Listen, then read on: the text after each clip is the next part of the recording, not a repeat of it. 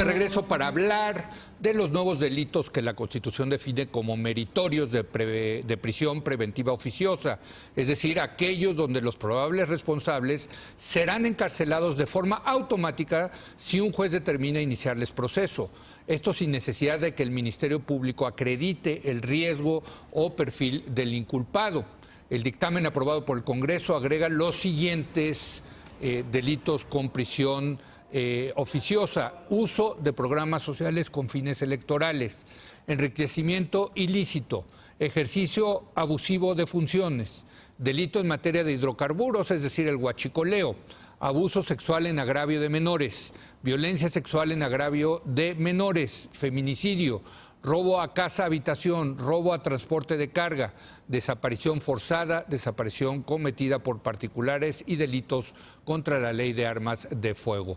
Y para abundar este tema, invité al constitucionalista Miguel Carbonell para platicar de este asunto. Y decía, Miguel, ¿cómo estás? Muy buenas noches. ¿Qué tal, Leo? Delitos, cuando nos fuimos a la pausa, delitos que ameritan la prisión oficiosa. Y creo que en el ameritan está precisamente el análisis de si ameritan o no.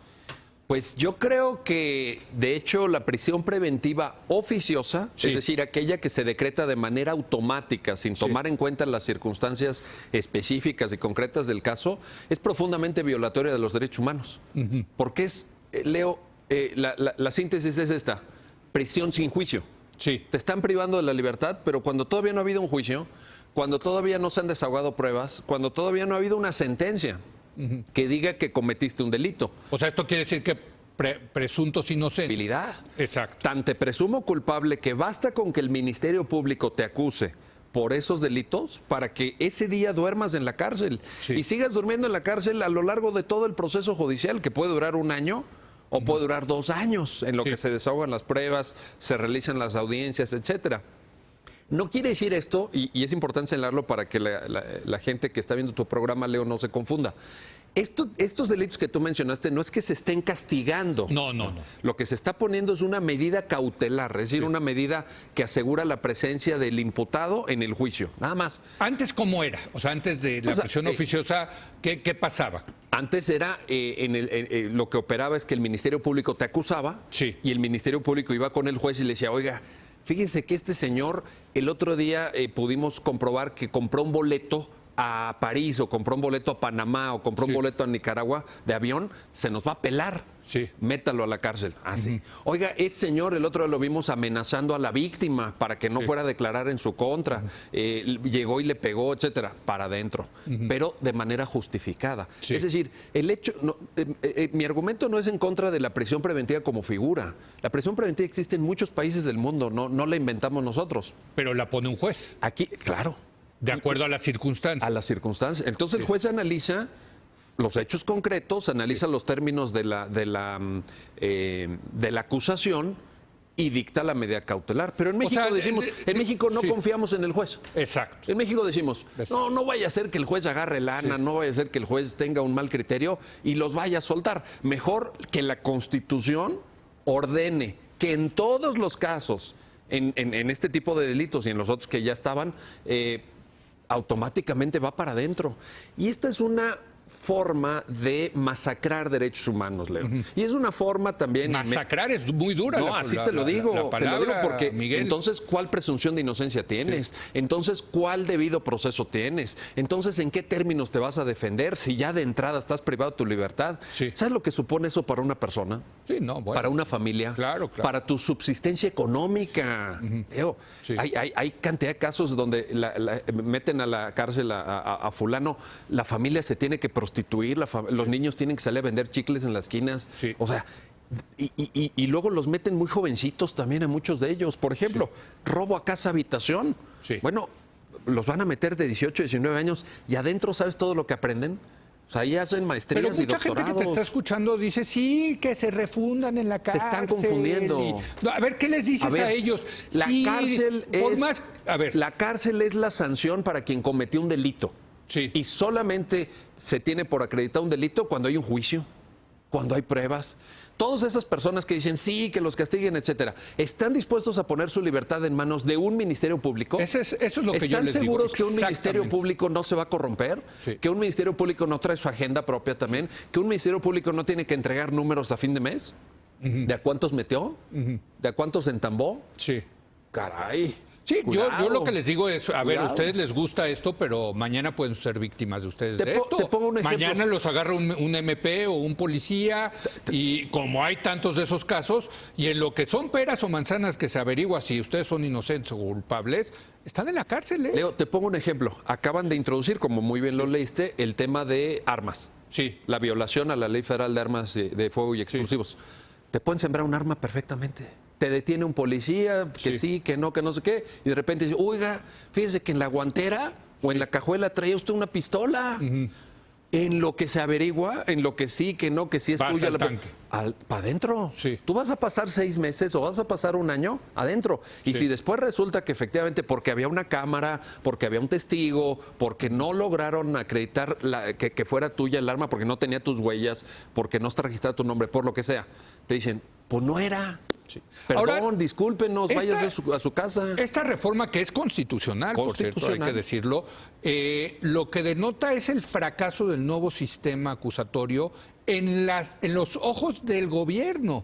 De decir, como no teníamos la capacidad de meterlos a la cárcel, porque no tengo la capacidad de enseñarle al juez las pruebas, pues mejor que se vayan a la cárcel, ¿no? ¿Sí me entiendes? ¿Cuántas veces no has escuchado que se quejan los gobernantes? Es que los jueces lo están soltando. Pues sí, güey, lo están soltando porque tú no presentaste las pruebas. Ese es el punto. Sí. Si no hay investigación, si no tienes... Pero fíjate qué grave. Sí. Esto que estás señalando debería de prender todas las alarmas. O sea, como no hay pruebas, entonces la respuesta es, pues métanlo sin pruebas. Claro. Oye, métanlo sin pruebas. Sí. Pero espérame, entonces estamos muy vulnerables. Pero mira, una mayoría de 2/3 partes en la Cámara de Diputados votó a favor, bueno, y en la de senadores, ¿no? ¿Y Creo viste que- los argumentos? Sí. No, bueno, cuéntanos. de llanto. A ver. De llanto, dicen, no, es que de esta manera vamos a combatir la impunidad. Sí. Es que por ahí incluso un diputado de Morena, Sí. un diputado Terán, dijo, no, esta es una propuesta que viene de la sociedad civil, que viene de la academia.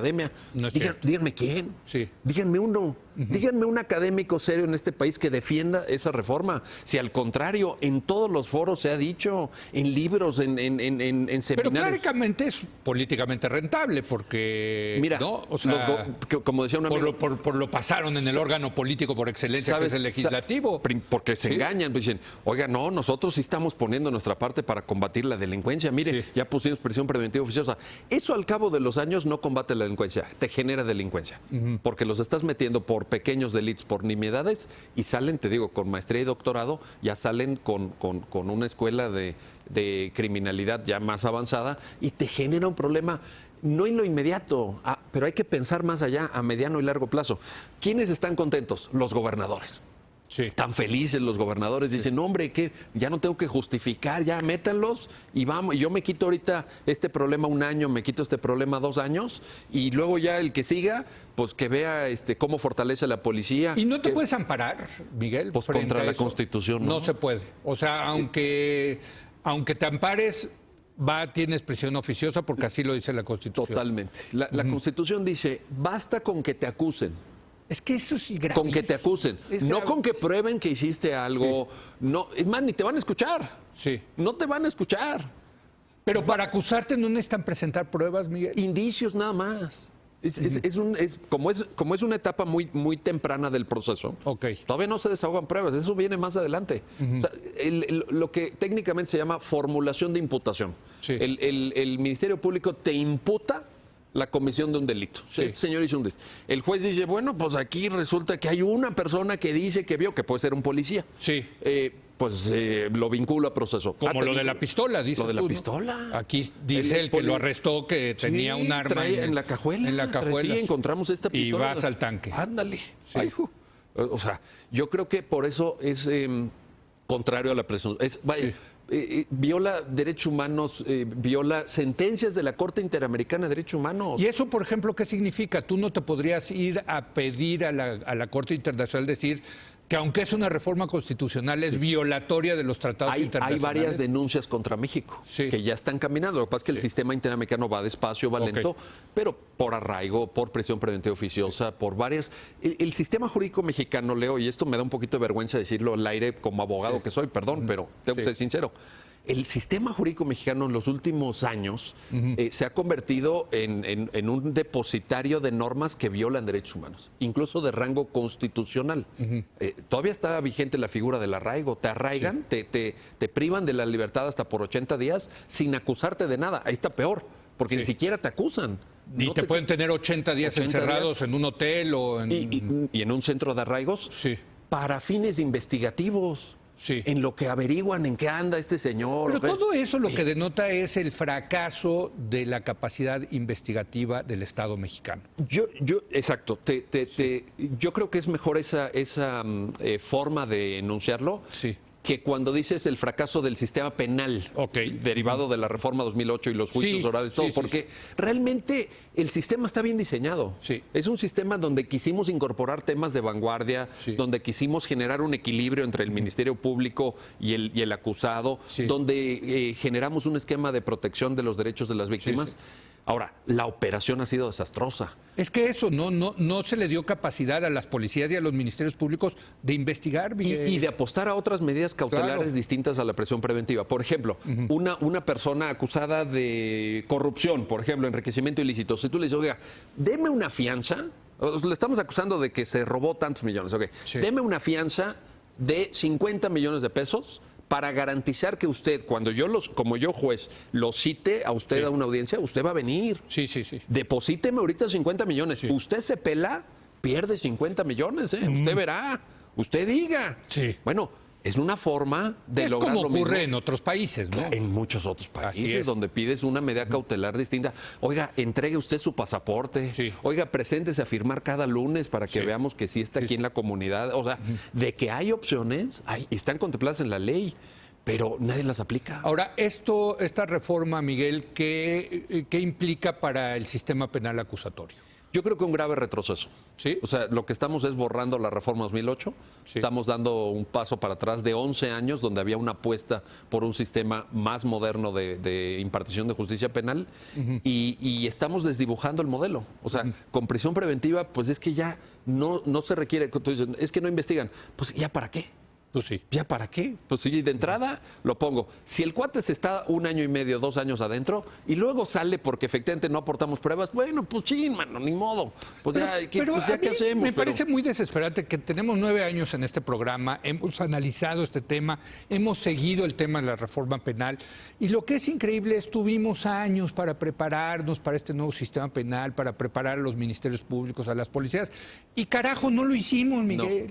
¿Por qué? O sea, pues me rebasa, ¿me entiendes? Yo creo que... Y entonces, ¿qué pasa? Viene el plumazo y dice, no, pues vámonos para atrás y regresemos. Pues yo creo que de lo que te habla al final es de que no hay políticas de Estado en materia de seguridad pública. No hay políticas de Estado en materia de justicia.